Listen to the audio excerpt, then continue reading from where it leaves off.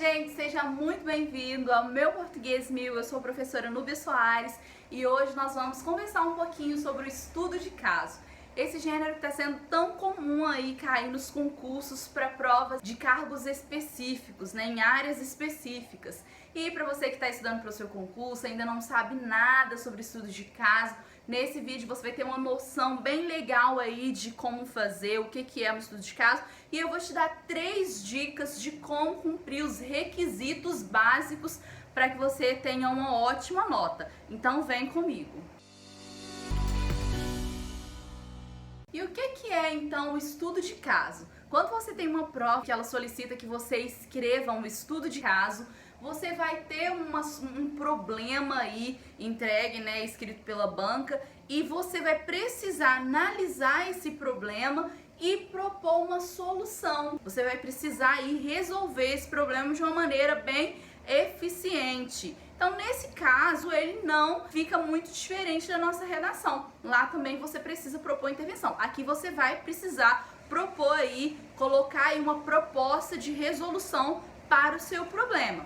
Mas a gente vai ver que no estudo de caso a gente tem algumas especificidades que diferem da redação lá que a gente faz, por exemplo, no Enem e em alguns concursos também. Como o estudo de caso, geralmente ele é trabalhado em áreas específicas, ele sempre vai focar aí na sua área de estudo.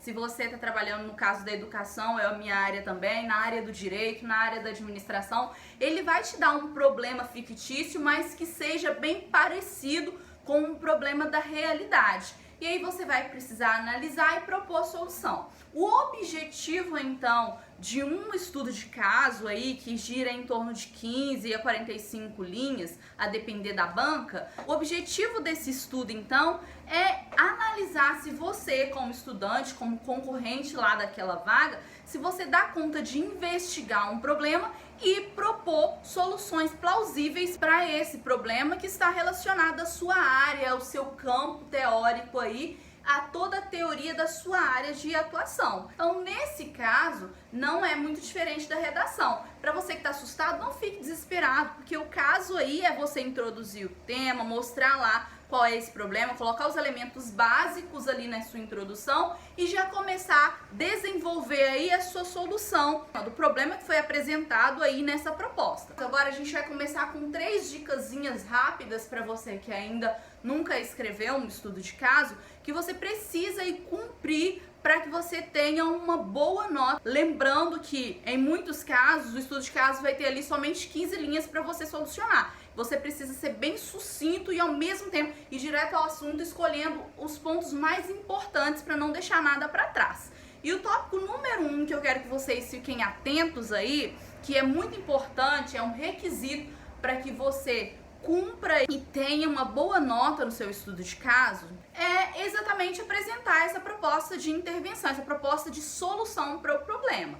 Você, já que é no campo específico, você não pode não saber como solucionar aquele problema. Você precisa solucionar aquele problema de alguma forma. Você vai caminhar no passo a passo, com os elementos que ele colocou ali, com os personagens que ele colocou, resolvendo aquele problema de maneira lógica para quem lê o seu texto entenda qual é a proposta que você está ali aplicando, tá? E essa proposta que você vai mostrar e que você vai apresentar no seu texto precisa ser realmente aplicável, porque a situação é uma situação próxima à realidade e ele está analisando se você consegue investigar e resolver problemas da sua realidade, da realidade ali da sua área específica. Então não se esqueça de apresentar uma proposta e uma proposta aplicável. No nosso segundo tópico aí, a gente tem uma importante situação que é, já que é no campo teórico, além de apresentar uma proposta, o nosso segundo tópico é exatamente aliar teoria à prática. Em um estudo de caso, você não pode simplesmente resolver o problema sem demonstrar a sua teoria, a teoria daquela área específica. Se você trabalha na área de educação e ele vai te dar um dado problema aí da educação, você precisa resolver esse problema com base em teorias da área. Então, é o que eu sempre digo, a nossa voz em si, ela não tem muito poder. Então, você precisa citar autoridades que já solucionaram problemas, que já estudaram problemas desse mesmo âmbito e tiveram sucesso, para você aplicar essa teoria que você já estudou a uma nova realidade, a realidade que ele está te apresentando aí no momento. Então, o que você vai fazer? Aliar toda aquela teoria que você já estudou na universidade, que você já estudou lá no seu curso, e aplicar uma situação específica para resolver. Então, não escreva no seu texto, é assim, assim, assim, do nada, sem citar uma teoria, sem citar uma legislação que mostra indicações. Por quê? A legislação, a teoria, um autor que fale sobre o assunto, ele vai validar a sua proposta, vai mostrar que a sua proposta aí de solução para o problema não surgiu do nada da sua cabeça. Ela tem ali pessoas importantes que defendem, que já aplicaram, que deu certo, e por isso você está pegando essa teoria e aplicando novamente essa situação, porque vai dar certo também. Além disso, quando você fala da teoria, você mostra aí para o seu corretor que você está atento, que você conhece aí os estudos da sua área. Você não é uma pessoa que não lê, que não tem conhecimento, mas você está por dentro aí de tudo e sabe como solucionar os seus problemas com base nessa teoria. Então esse foi o nosso tópico número 2. E o número 3 é um dos mais importantes também, mas que se aplicam a todo o texto. É sempre prestar atenção na linguagem. A linguagem do seu texto precisa ser padrão, precisa ser uma linguagem culta, uma linguagem técnica, porque é uma área específica, então você precisa conhecer o vocabulário técnico aí da sua área, saber das teorias e escrever isso em uma estrutura coerente, é uma estrutura coesa. Então, quando você vai fazer as citações, ortografia a gente não precisa nem falar, né? Porque você precisa escrever aí dentro do padrão gramatical e não pode haver erro ortográfico, porque senão você vai perder alguns pontos, né?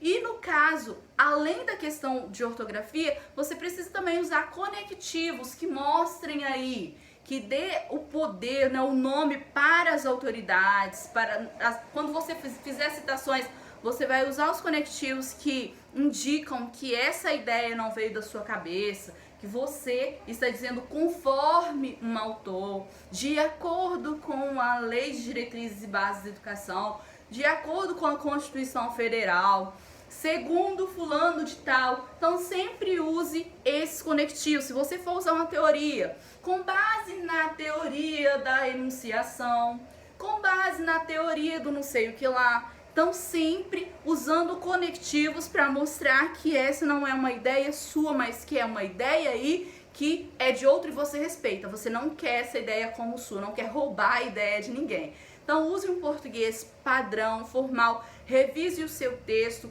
não se esqueça de fazer a proposta e de colocar sempre com base nas teorias. O estudo de caso que eu fiz aí foi no caso da educação e para exemplificar para vocês, ele trazia uma situação de um aluno que tinha dificuldade de aprendizado e eu precisava propor uma solução para esse problema. Eu nem sabia o que era um estudo de caso de concurso, sinceramente. Mas naquele caso eu me dei bem porque eu estava fazendo pesquisa, então eu estava muito por dentro ali das teorias. E eu consegui aplicar a teoria ali dentro da solução daquele problema. Então eu consegui falar ali que eu precisava usar imagens, precisava usar o lúdico e citar ainda um autor. Naquela época que eu não me lembro exatamente qual era, mas na época eu consegui fazer isso. Então, citar um autor, citar uma autoridade, uma teoria específica, uma legislação, vai te dar um poder muito grande no seu estudo de caso. Fique atento a isso.